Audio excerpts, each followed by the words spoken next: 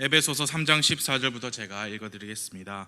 이런 까닭에 내가 우리 주 예수 그리스도의 아버지 곧 하늘과 땅에 있는 온 가족에게 이름을 주신 분께 무릎을 꿇고 비노니, 그분께서 자신의 영광의 풍성함에 따라 자신의 영을 통해 속 사람이 능력으로 강건하게 됨을 너희에게 허락하시며, 믿음을 통해 그리스도께서 너희 마음속에 거하게 하시고, 또 너희가 사랑 안에서 뿌리를 내리고 털을 잡아 모든 성도들과 함께 너비와 길이와 깊이와 높이가 어떠함을 능히 깨닫고 지식을 뛰어넘는 그리스도의 사랑을 알아 하나님의 모든 충만하심으로 충만하게 되기를 구하노라. 이제 우리 안에서 일하는 권능에 따라 우리가 구하거나 생각하는 모든 것 이상으로 심히 넘치도록 능히 행하실 분에게, 21절은 함께 읽겠습니다. 시작. 곧 그분에게 영광이 그리스도 예수님을 통해 교회 안에서 모든 시대에 걸쳐 끝없는 세상까지 있기를 원하노라. 아멘. 기도하겠습니다. 하나님 아버지, 이 시간 하나님의 말씀이 우리의 생각과 마음을 사로잡는 귀한 경배의 시간이 될 수 있도록 도와주시고, 주 성령님 우리에게 가르쳐 주시고 우리의 영을 사로잡아 주시기를 기도합니다. 하나님께서 의도하신 말씀을 우리 모두에게 주시고 세우신 저를 도와주시기를 간절히 기도하오며 예수님의 이름으로 기도했습니다. 아멘. 앉으세요.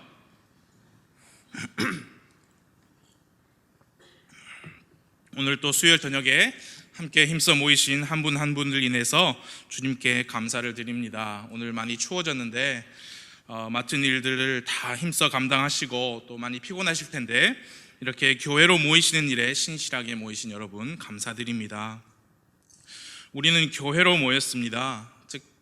그리고 부산 성서 침례교회라는 지역교회로 모였습니다.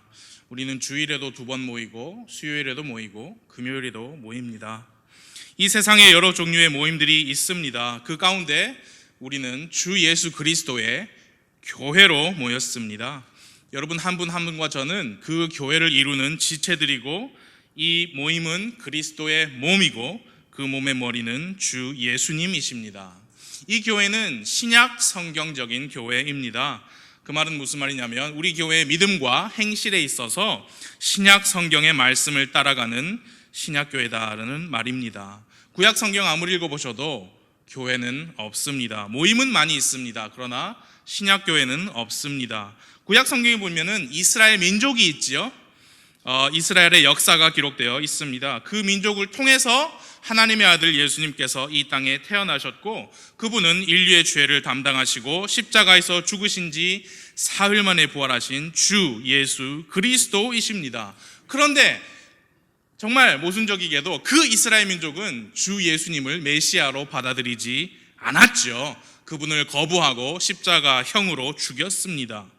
그러나 그분을 받아들인 자들, 곧 그분의 이름을 믿는 자들에게는 하나님의 아들이 되는 권능을 하나님께서 주셨습니다. 그렇게 구원을 받은 사람들이 예수님의 제자, 예수님을 따르는 사람들, 예수님의 가르침을 본받아서 예수님처럼 사는 사람들, 즉 그리스도인들이 되었습니다. 그때 예수님을 받아들이고 구원받은 그 사람들이 바로 예수님께서 이 땅에서 직접 세우신 주님의 교회입니다. 예수님은 이제 하늘로 올라가시기 직전에 그 자신을 따르는 적은 무리들에게 임무를 주셨습니다. 너희는 온 세상에 가서 모든 창조물에게 복음을 선포하라. 교회에게 직접 주님께서 주신 이 땅에서 지극히 높은 명령입니다. 그래서 그 교회는 이 예루살렘에서부터 시작해서 예수 그리스도의 복음을 전했습니다. 오순절 명절을 지키러 많은 유대인들이 예루살렘으로 왔다가 복음 선포를 듣고 구원받아서 교회에 더해졌습니다. 그렇게 초대 교회가 시작된 그 초기에는 주로 예루살렘 그리고 유대인들을 상대로 복음이 선포되었습니다. 그러나 예수님의 명령은 이 땅 맨 끝 지역까지 나의 증인이 되라 하셨지요. 당시 유대인들은, 그 초기의 유대인들은 이방인들에게까지 복음이 전해질 것이다, 그들이 복음을 받아들일 것이다 라고는 생각을 하지 못했습니다. 그것은 많은 부분은 그 유대인들이 가지고 있던 전통과 관습의 영향을 받았기 때문입니다. 이방인들을 구원받아야 할 대상으로조차 여기지 못했던 것이 사실입니다. 처음에. 그래서 이 이방인들이 똑같은 구원을 받고 교회에 더해진다는 사실은 성경에 보니까 신비다라고 했습니다. 여러분, 에베소서 3장을 펴고 계시니까요, 5절과 6절을 봐주십시오. 제가 읽어드릴게요. 그분께서는 이제 자신의 거룩한 사도들과 대언자들에게 성령을 통해 이 신비를 계시한 것 같이 다른 시대들에서는 사람들의 아들들에게 그것을 알리지 아니하셨는데, 이 신비는 곧 복음으로 말미암아 이방인들이 그리스도 안에서 동료 상속자가 되고 같은 몸에 속하게 되며 그분의 약속에 참여하는 자가 된다는 것이라. 그래서 이 이방인들이 구원을 받고 그리스도 안에서 함께 한 몸에 속하게 되는 이 사실 그 자체가 신비였습니다. 그 말은 뭐냐? 신약 교회가, 특히 문맥적으로는 이방인들의 신약 교회가 신비였다는 사실입니다. 그래서 이 신약 성경에 새롭게 등장하는 이 교회가 신비입니다. 구약의 대언자들에게는 미리 알려지지 않은 신비였습니다. 그래서 구약 성경에는 교회가 없습니다. 여러분 잘 아시는 다니엘의 70일에 가운데 69일에는 이미 지나갔는데 한 일회가 남고 그 사이에 우리 교회가 있지요. 구약 성경을 읽어보시면은 없어요. 교회가 바로바로 쭉쭉쭉 70번째 일회가 나와야 합니다만, 그 한 일회는 야곱의 환란의 때, 즉 7년 대환란이죠, 뒤로 미루어지고 그 사이에 신비, 이 교회 시대가 들어온 것입니다. 교회는 그리스도의 신비입니다. 그래서 오늘 저녁에도 어김없이 신실하게 이렇게 수요 경배 시간에 모이신 여러분은 그냥 오늘 수요일이니까, 수요일이면 나는 교회 가니까 라고 오신 분도 계시겠지만, 성경 기록에 의하면 여러분 신비이십니다. 여러분 한 분 한 분이 신비이십니다. 지금 현재 하늘에서 우리를 내려다보는 많은 증인들이 있습니다. 구름 같은 증인들이 둘러싸고 있다고 했습니다. 천사들도 우리를 보고 있을 겁니다. 제가 어떻게 그걸 아냐? 3장 8절을 봐주십시오. 그분께서 모든 성도들 중에서 가장 작은 자보다 더 작은 나에게, 이건 사도 바울이죠, 이 은혜를 주신 것은 헤아릴 수 없는 그리스도의 부유함을 내가 이방인들 가운데 선포하게 하고, 또 예수 그리스도에 의해 모든 것을 창조하신 하나님 안에 세상이 시작된 이후로 감추어져 온 이 신비에 참여하는 것이 무엇인지 모든 사람들이 보게 하려 하심이라. 그 목적은 그분께서 이제 교회를 사용하사 하늘의 처소들에 있는 정사들과 권능들에게 하나님의 갖가지 지혜를 알게 하려 하심이라. 이것은 곧 그분께서 그리스도 예수 우리 주 안에서 작정하신 영원한 목적에 따른 것이라.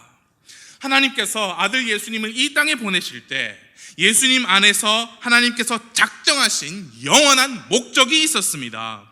그것은 무엇이냐? 아들 예수님으로 말미암아 교회를 세우시는 것이었습니다. 이 교회는 말씀에 따르면 세상이 시작된 이후로 감추어져 온 신비였는데, 이제 그 신비에 참여하는 것이 과연 무엇인가를 모든 사람들이 보게 하셨습니다. 사람들뿐만이 아니고 하늘들에 있는 권능들과 정사들과 권능들에게 하나님의 갖가지 지혜를 이제 하나님께서 교회를 사용하셔서 알게 하신다 했습니다. 그래서 그럼 그 누구냐? 그럼 하늘에 있는 정사들과 권능들은 쉽게 말하면 천사들입니다. 영적인 존재들이에요.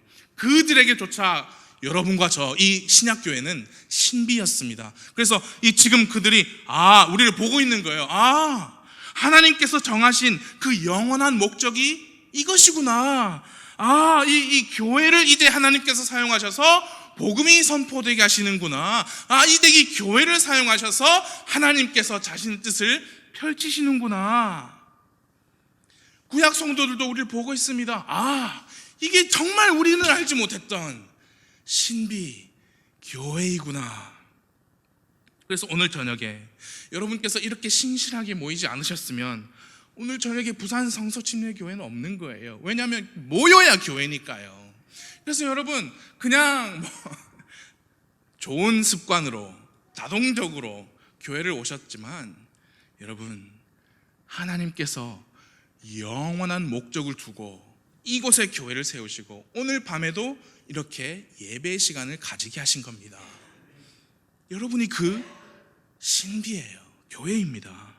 그 교회에게 하나님께서 주신 특권이 있습니다. 무엇이 그렇게 신비롭습니까? 그 신비가 바로 이 특권이에요.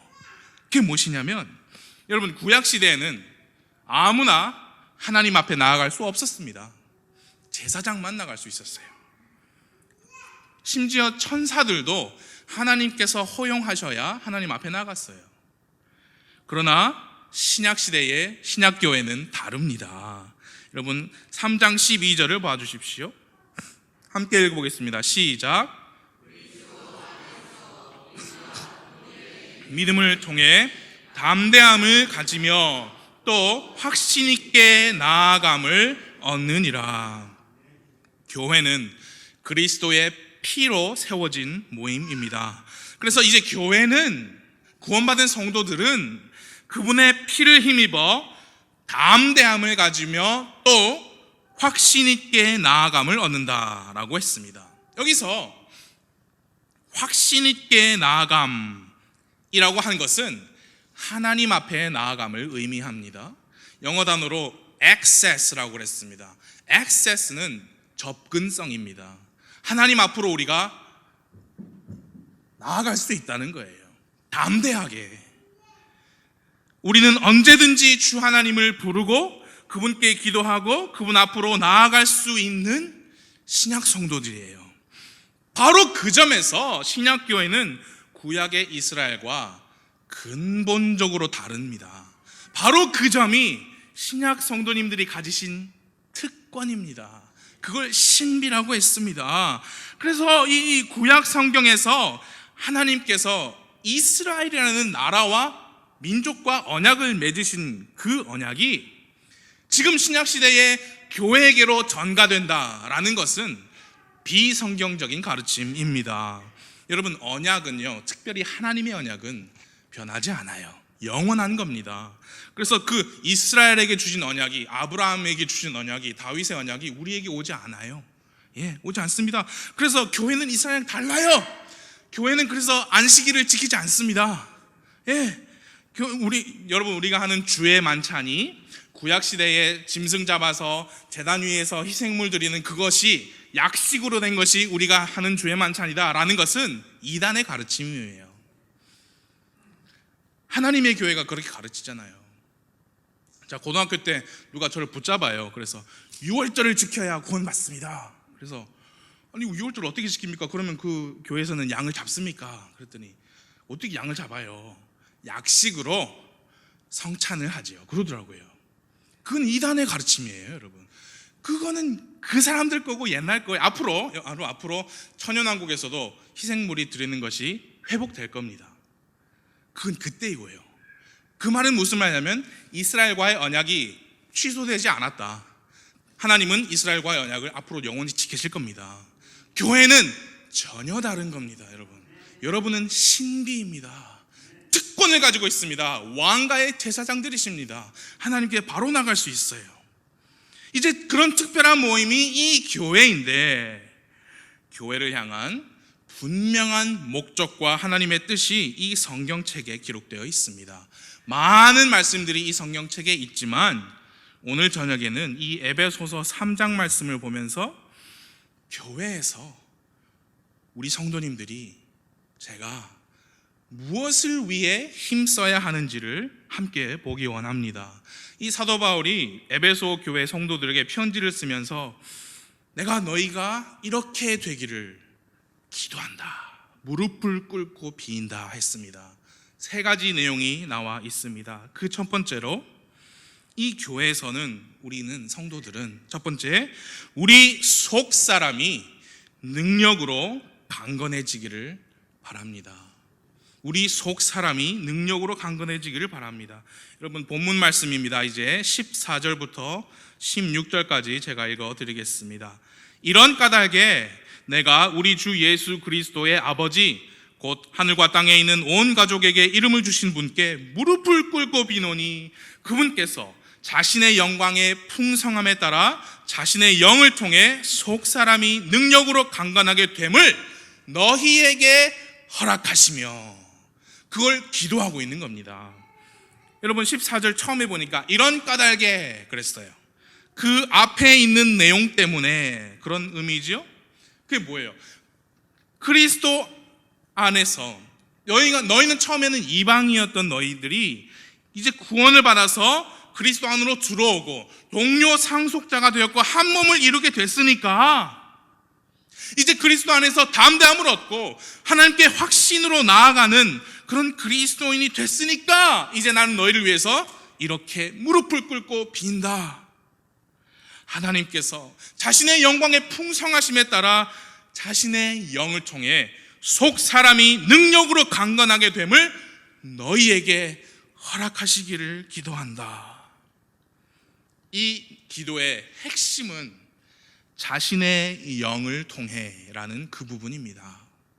즉 성령님이십니다.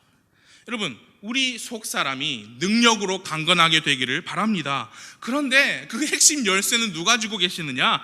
성령님께 있다는 의미입니다.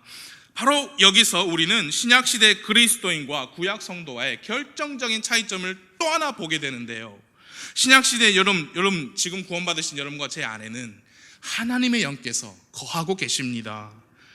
구약시대 때는 그러지 않았어요. 성령님이 표현이 그래요. 그 사람 위에 임하였다 했습니다. 그런데 임하시다가도 떠나셨어요. 그러나 신약 성도들 여러분과 저 안에는 성령님께서 거하시면서 영원히 우리를 떠나지 않을 겁니다. 그게 차이예요.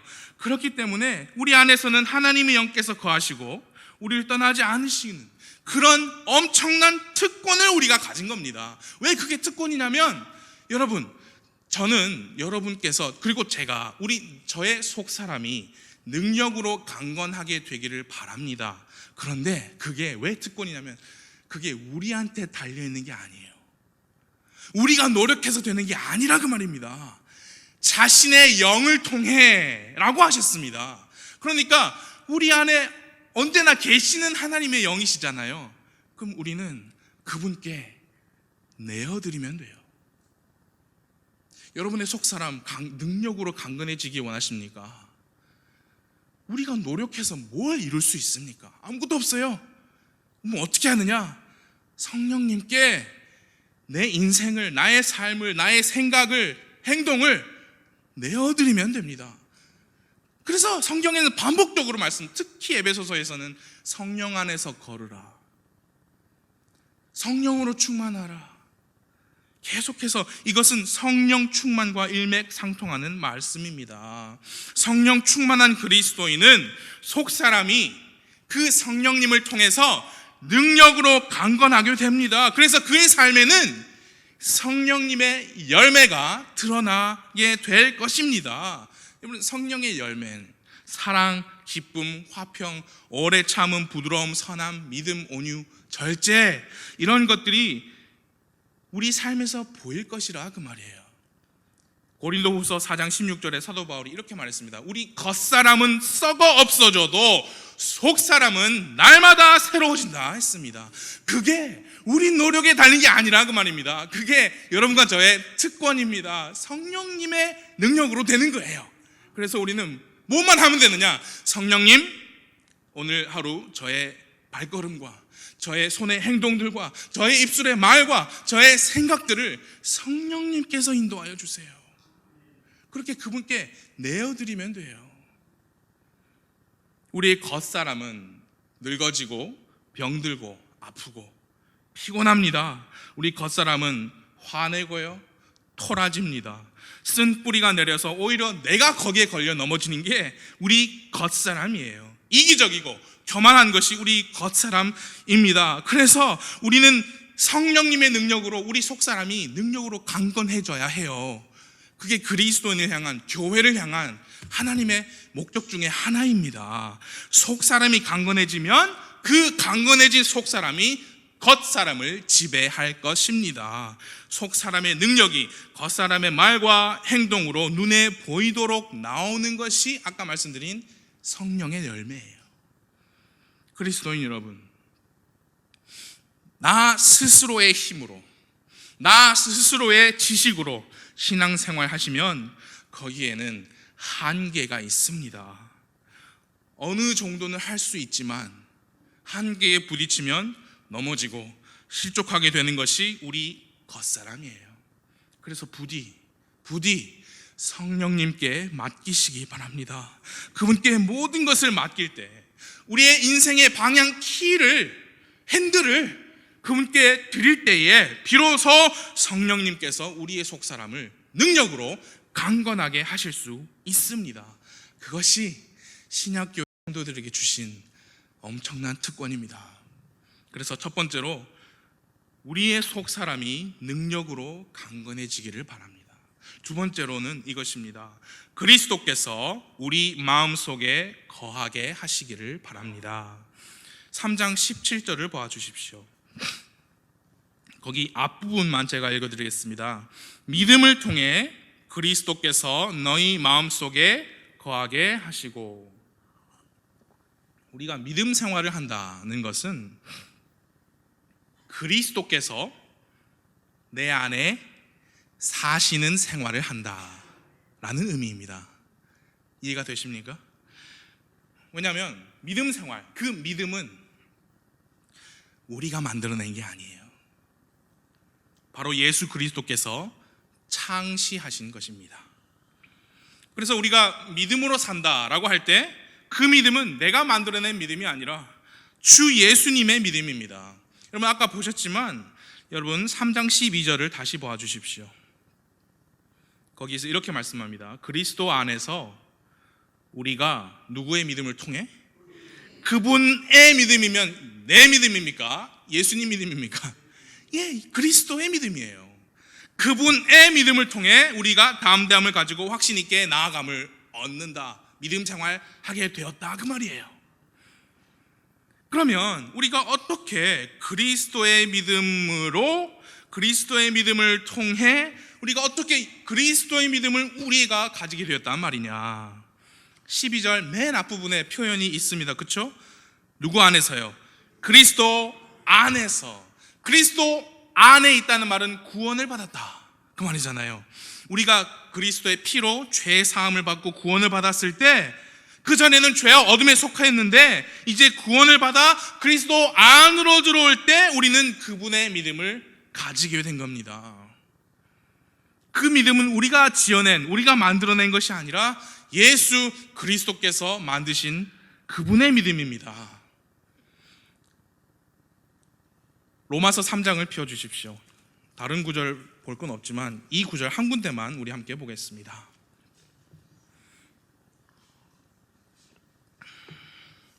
(20절) 로마서 3장 20절 그냥 쭉쭉 읽으시면 이해가 되는 그런 구절이에요. 로마서 3장 20절부터 읽어드릴게요. 그러므로 율법의 행위로는 어떤 육체도 그분의 눈앞에서 의롭게 될 수 없나니 율법으로는 죄를 알게 되느니라. 그러나 이제는 율법 밖에 있는 하나님의 의, 곧 율법과 대언자들이 증언한 의가 드러났느니라. 그것은 하나님의 의죠. 곧 누구의 믿음으로? 예수 그리스도의 믿음으로 말미암아 누구에게 미치고요? 모든 자에게 미친다. 거기 보십니까? 하나님의 의가 예수 그리스도를 믿는 믿음이 아니고 예수 그리스도의 믿음으로 말미암아 모든 자에게 미치고. 자, 거기까지는 이해가 돼요, 목사님. 그런데 그 뒤에 믿는 모든 자 위에 임하는, 거기 믿는이라고 나와 있네요. 하나님의 의인이 거기는 차별이 없느니라. 여기에서 저도 어떻게 설명드릴 수 없는 두 가지 다른 언어의 한계가 있습니다. 번역의 한계입니다. 한영 대역 성경을 가지신 분들이 많이 있으실 거예요. 22절을 보시면 예수 그리스도의 믿음은 영어로 faith of Jesus Christ라는 faith라는 단어가 사용됐습니다. 그 다음에 그 뒤에 믿는 모든 자 위에 임하는, 거기서 믿는이라는 단어는 faith가 아니죠. Unto all and upon all them that believe. 그래서 이게 무슨 말이냐? 여러분, 우리의 믿음의 창시자요, 그 말씀 아시죠? 히브리서 12장 2절, 우리의 믿음의 창시자, 그분 예수님께서 우리의 믿음을 창시하셨어요. 그래서 이 믿음은 예수님의 믿음이에요. 우리가 아니에요. 그럼 우리는 뭘 했느냐? 우리는 처음부터 faith, 믿음을 가진 게 아니라 우리는 그분을 believe 했어요. 근데 그게 우리말로는 똑같아. 믿었어요. 우리는 믿었어요. believe 했더니 그분께서 자신의 창시하신 그 faith를 우리에게 주셨어요. 그렇기 때문에 우리는 이제는, 사도 바울이 말했죠, 이제는 내가 내 육체 안에 사는 것은, 뭐라 그랬습니까? 이제 내가 내 육체 안에 사는 것은 지금 내가 육체 안에서 사는 삶을 나를 사랑하사 나를 위해 자신을 주신 하나님의 아들의 믿음으로 사노라. 그분을 믿는 믿음으로 사는 게 아니고요, 그분의 믿음을 우리에게 주셨어요. 그래서 그걸로 삽니다. 그 말은 무엇이냐? 내가 어떻게 노력해서 사는 게 아니라 그리스도께서 내 안에 사시게 한다. 그게 신약 성도들에게만 주어진 엄청난 신비입니다. 교회는 너무 힘들어요. 매일 이거 해라 저거 해라, 이거 하십시다 저거 하십시다, 이거 드리시자. 너무 힘들어요. 여러분 스스로 뭘 하려고 하니까 힘들죠. 여러분의 무언가로 하려니까 힘드시죠. 그리스도께서 하시게 하시면 그건 힘든 게 아니라 하나님께서 받으실 만한 합당한 희생물이 됩니다. 그리스도께서 사시게 하십시오. 우리가 믿음 생활을 한다는 것은 그리스도께서 사시는 생활을 한다는 뜻입니다. 내 믿음이 아닙니다. 내 믿음으로 하면 오래 못 갑니다. 넘어집니다. 실족합니다. 그리스도의 믿음으로 믿음 생활해야 아까 말씀한 담대함을 가지게 되고 확신 있게 나아감을 얻고 살 수 있습니다. 여러분, 그래서 우리는 구원받으신 여러분 그리스도 안에 계시잖아요. 그러면 무슨 이유로 우리가 그리스도 밖에 있는 것처럼 나 혼자 힘으로 홀로 외로이 이 경주를 달려야 하나요? 그럴 이유가 없다는 말씀입니다. 왜 나의 노력과 나의 수고로 이 믿음의 싸움을 싸우려고 하십니까? 그럴 이유가 없어요. 우리는 그리스도 안에 있기 때문입니다. 그분의 믿음으로 싸우십시오. 그분의 믿음을 통해 담대함을 얻고 나아가시기 바랍니다. 그분의 믿음을 우리에게 주셨으니 이제 그분의 믿음으로 사는 것이 그리스도의 믿음을 통해, 아까 뭐라겠습니까? 믿음을 통해 그리스도께서 너희 마음속에 거하게 한다. 바로 그 의미입니다. 신약교회 성도들, 우리 속 사람이 성령님을 통해서 능력으로 강건해지기를 바랍니다. 우리의 믿음을 통해, 그 믿음은 그리스도께서 주신 그분의 믿음을 통해 우리 마음속에 그리스도께서 거하게 하시기를 바랍니다. 그리고 사도 바울이 기도한 마지막 세 번째는 이겁니다. 지식을 깨닫고, 좀 길어요. 지식을 깨닫고 사랑을 알아서 하나님의 모든 충만하심으로 충만하게 되시기를 바랍니다. 지식을 깨닫고 사랑을 알아서 하나님의 모든 충만하심으로 충만하게 되시기를 바랍니다. 이게 왜 이렇게 기냐면 우리 한국말의 결론이 맨 끝에 있기 때문이에요. 그래서 여러분 보십시오. 사도 바울이 기도를 한다 했잖아요. 15절에 보시면 무릎을 꿇고 비노니 했잖아요. 근데 그 비는 게 어디서 끝나냐면 19절 맨 끝에서 끝납니다. 충만하게 되기를 구하노라. 그래서 그 사이에 있는 내용이 사도 바울의 기도인데, 첫 번째 두 개는 우리가 이미 말했죠. 말씀드렸어요. 이제 세 번째, 구하노라. 뭘 구합니까? 하나님의 19절이죠. 하나님의 모든 충만하심으로 충만하게 되기를 구한다. 그런데 그렇게 되려면 두 가지의 선제 조건이 먼저 18절 19절에 있고, 그 두 가지를 위해서 또 하나의 선제 조건이 17절 후반부에 있어요. 내용이 깁니다. 그래서 19절부터 거꾸로 올라가면 돼요. 하나님의 모든 충만하심으로 충만하게 되려면 두 가지 먼저 선제 조건이 있습니다. 그것이 하나가 깨닫는 것이고 두 번째는 알아야 하는 거예요. 18절을 보아주십시오. 모든 성도들과 함께 너비와 길이와 깊이와 높이가 어떠함을 능히 깨닫고, 그게 첫 번째예요. 먼저 뭘 깨달으라고 했느냐? 너비와 길이와 깊이와 높이가 어떠함을 능히 깨달으라. 그럼 이게 무엇을 말씀하는 것이냐? 여기에서 갖다 붙이는 대로 되는 거예요. 이제 소위 말하는 영해를 하는 사람들은. 그러나 간단하게 말씀드리면 다른 거 없습니다. 이 성경에 기록된 하나님의 말씀이에요. 이 하나님의 말씀을 잘 이해하고 바르게 나누어서 그 안의 교리와 그 교리를 적용하는 법을 이해한다. 말씀을 읽어서 이 말씀의 역사와 앞으로에 일어날 예언의 말씀들을 잘 이해한다. 그것을 의미합니다. 너비와 길이와 깊이와 높이, 이게 과연 무엇이냐? 사도 바울이 사도행전 20장 27절에서 이것을 어떻게 표현했냐면 하나님의 모든 계획이라고 표현했습니다. All of the counsel of God. The whole counsel of God. 하나님의 모든 계획. 그리고 바로 이어지는 요 19절에서는 지식이라고 표현했습니다. 그래서 깨달을 게 무엇이냐? 성경 기록이에요. 성경 말씀의 내용이죠. 말씀을 알아야죠. 신약교회 성도들이 그걸 깨달아야죠. 그거를 먼저 깨닫고, 그 다음에는 19절을 보니까 그리스도의 사랑을 알아야 한다. 그 두 가지가 먼저 선행이 돼야 하나님의 모든 충만하심으로 우리가 충만하게 될 수 있다. 그럼 성경을 공부만 하면 됩니까? 여러분, 우리 안에 성령님께서 우리에게 말씀을 가르쳐 주신다 했습니다. 우리의 선생님이세요. 성령님의 조명하심 아래에서 여러분 성경을 부지런히 읽으시고요, 묵상하시고요, 그리고 성경에 명령하셨듯이 연구하셔야 합니다. 그리고 교회가 존재하는 이유 중에 하나가 양육이에요. 성경 말씀을 가르쳐 줍니다. 그래서 오늘같이 말씀 선포 시간에, 성경 공부 시간에 여러분 열심히 나오셔서 성경을 배우셔야 합니다. 이 말씀이 우리의 기초입니다. 기초. 이걸 먼저 배우시고 깨달아야 해요.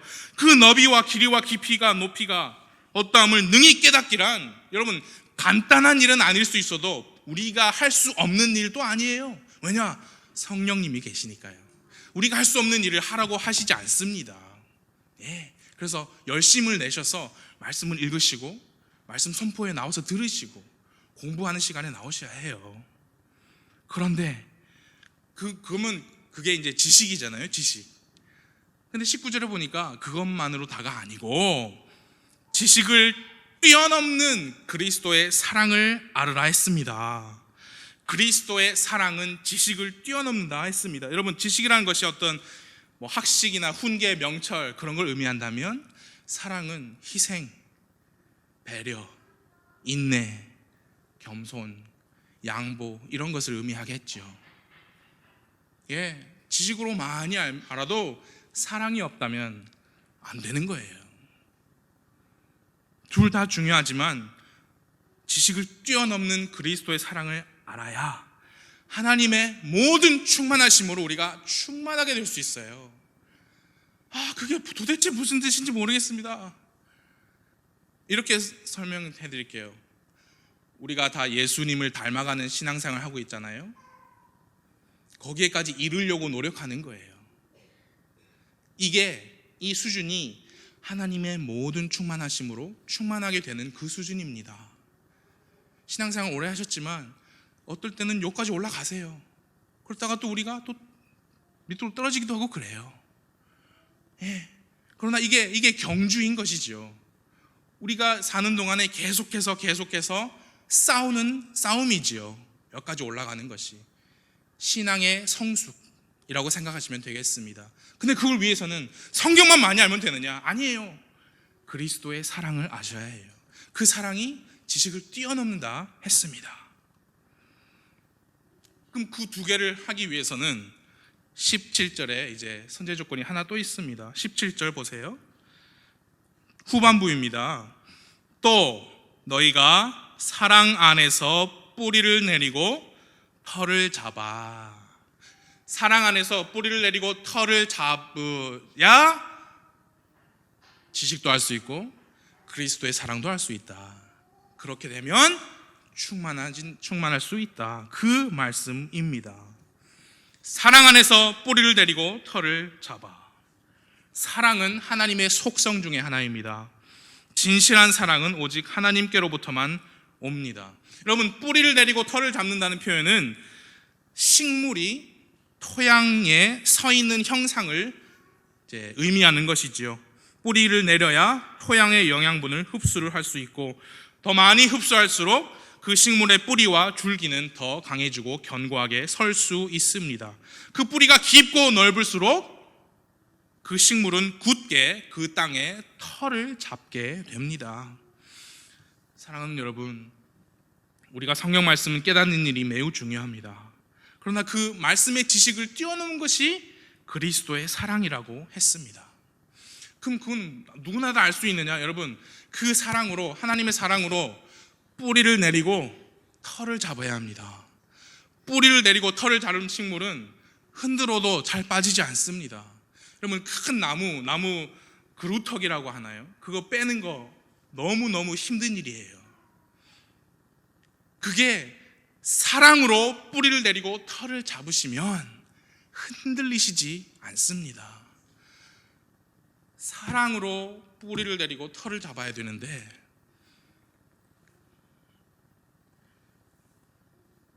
내 기호에 맞는 사람들이 많아야 내가 이 교회에 적응을 하겠다. 내 귀에 듣기 좋은 말씀을 많이 해줘야 내가 여기에 적응을 하겠다. 내 또래 친구들이 없네.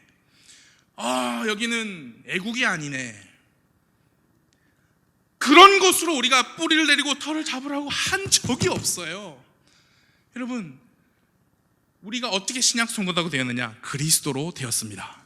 그리스도의 사랑으로 뿌리를 내리고 털을 잡아야지. 그 다음에 지식을 할 수 있고 그리스도의 사랑을 안다 그랬는데 성경에서 안다는 것은 경험적으로 안다. 우리가 누누이 배워서 알죠.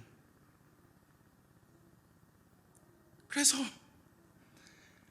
다른 거 찾다가 교회를 찾으면 갔다가 옮기십니다. 사랑 안에서 뿌리를 내리고 털을 잡는 게 신약 성도를 향한 하나님의 목적 중에 하나입니다. 그게 하나님께서 정하신 신비로운 목적과 뜻이에요. 마지막으로 이제 20절과 21절을 보고 마치겠습니다. 이제 우리 안에서 일하는 권능에 따라 우리가 구하거나 생각하는 모든 것 이상으로 심히 넘치도록 능히 행하실 분에게, 곧 그분에게 영광이 그리스도 예수님을 통해 교회 안에서 모든 시대에 걸쳐 끝없는 세상까지 있기를 원하노라. 아멘. 여러분, 우리 눈에 보기에는 그렇지 않은 것 같지만 하나님께서 우리를 보실 때에는 이 교회는 우리가 생각하는 것보다, 우리 눈에 보이는 것보다 훨씬 더 크고 고귀한 교회입니다. 우리가 보기에는 미약하고 부족해 보일지라도 하나님께서 보실 때에는 능력이 넘치는 교회입니다. 여러분, 한 분 한 분들이 왕가의 제사장들이십니다. 그리스도의 믿음을 누리는 분이십니다. 그 말은 뭐냐? 담대함을 얻고 확신 있게 나아감을 얻으신 분들이라 그 말이에요. 성령님께서 한 분 한 분 안에 내주하시는 하나님의 전이십니다. 그리스도의 믿음 안에서 하나님의 전우로서 또 그리스도의 사랑 안에서 뿌리를 내리고 털을 잡아 지식도 알고 그리스도의 사랑도 알고 그렇게 해서 하나님의 모든 충만하심으로 충만케 되실 수 있는 그런 분들이 여러분이에요.